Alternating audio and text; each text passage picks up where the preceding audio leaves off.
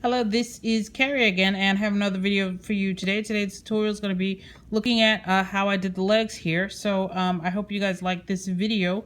There is a subscribe link down below. So if you like this video, consider leaving a tip that will help pay for things like closed captioning and other such things. So let's get started. I'm going to pause for a second, get my colors together, and we'll start. All right, let's get started. So I have my setup here. So one of the things that I talked about in a previous video, and if you haven't seen my video on layering, now is definitely a time to go check it out, and there'll be a link to that up there. So one of the first things I like to do is, I know there's a lot of videos out there that talk about using heavy pressure and that sort of thing. I don't necessarily like to start with a heavy pressure.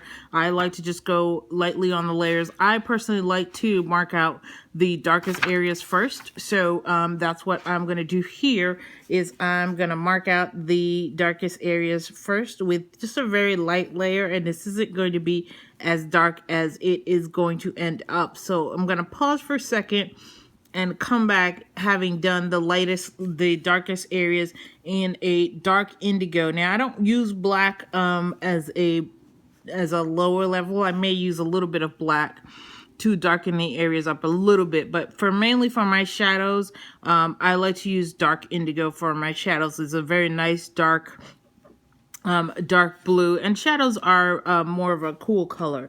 So I like to use dark indigo for my shadows. So I will be right back. So I have laid down the dark indigo, as you can see right there. And you can barely see it at this point because one of the benefits of using layers that I talked about in that previous video is that you'll be able to go back and erase it if you make any mistakes. And so I really appreciate having that option. So the next thing I want to do is I'm going to lay down this ultramarine layer. And now I'm going to pull the ultramarine layer more closer towards the middle. And you're going to see that I personally like to go back and forth between the lightest areas and the darkest areas, as opposed to just doing all the lightest areas first. This way I make sure that I have enough layers so that my dark areas will be as dark as possible, and I don't, have lack of layers. So I don't know if you can see this, but you can see that my ultramarine is not sharp enough. So I'm going to go ahead and get out my sharpener, in this case the Alvin sharpener. I also did a video on sharpeners, and I tried a whole bunch of them, and I like the Alvin sharpener. So just, sharpen this up a little bit and get a nice sharp point on this ultramarine, and you'll see that the sharpener works really quickly in getting a nice sharp layer. I'm actually going to pause and do some of this sharpening off camera. Alright, so now I have a super sharp ultramarine, and this is one of the most challenging pictures that I have done because you have the hearts here, and you don't want to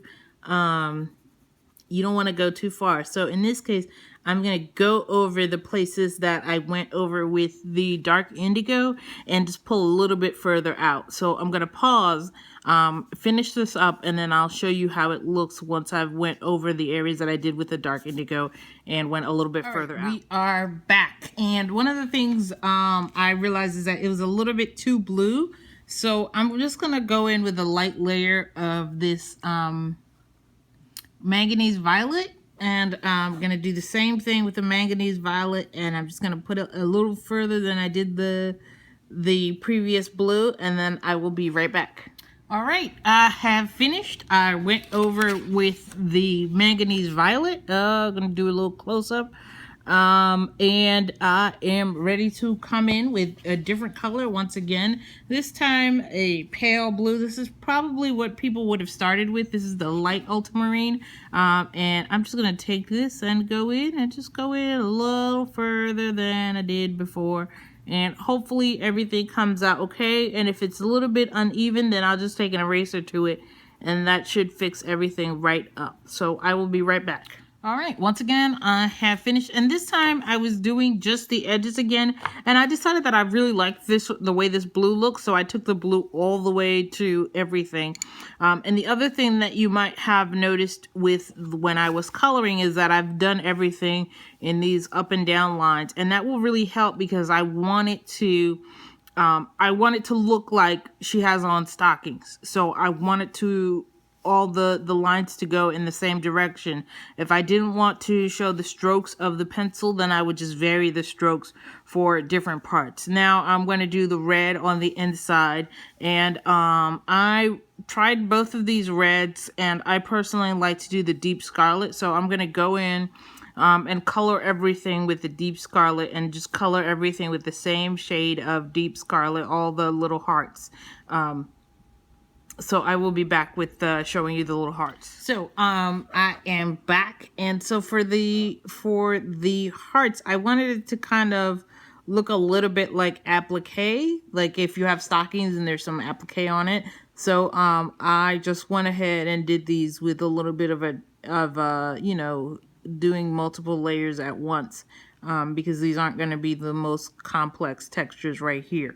So I am going to take the hearts, and I am going to come in with Indian red again, because I love Indian red, and then I'm going to go back in with the deep scarlet red after I do the Indian red on the hearts. So I will be right back.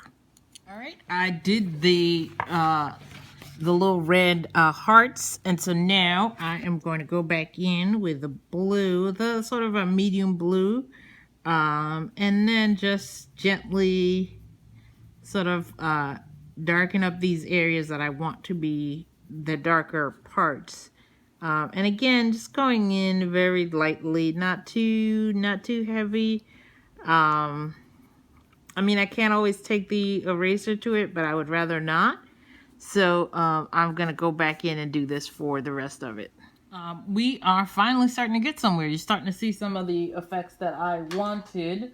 I am going to, once again, very lightly go over the inner edges, these, like, just a little bit with this, I'm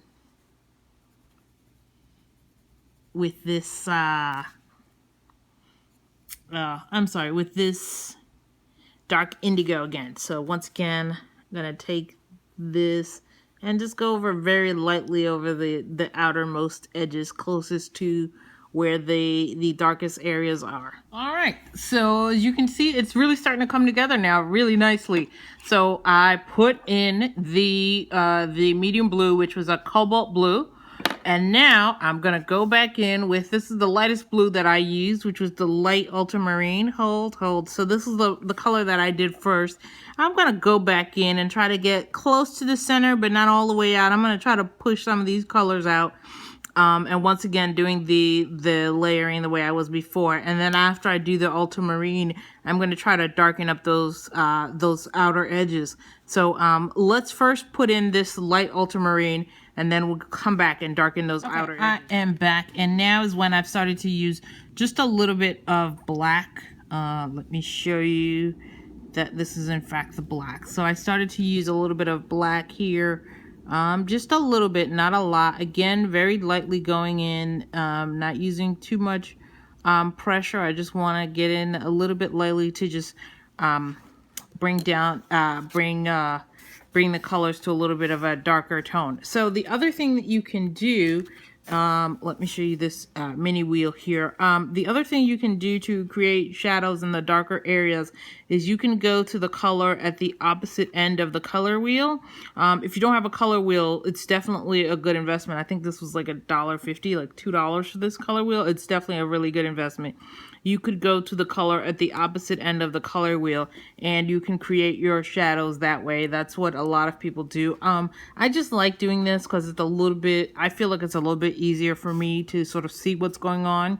So once again, I'm going to do the black, and I'm going to pause. I'm going to go back in with the dark indigo when I come back. So after I've come back, it would have been after I've done the black and the dark indigo, and then we'll see how it looks at that point. All right, we are making progress. It's looking good with the dark indigo and a little bit of the black. I kind of want to put some blue back on there, so I'm going to put just a little bit of blue over the black, and I think that should do it for the most part. And I want to show you the original. The color is a little bit different, but we weren't really trying to match the color so much as we were trying to match the shading. So I'm going to show you that in a second. So I will be right back with it after I added a little bit of blue in here. All right, I think that we are basically finished here.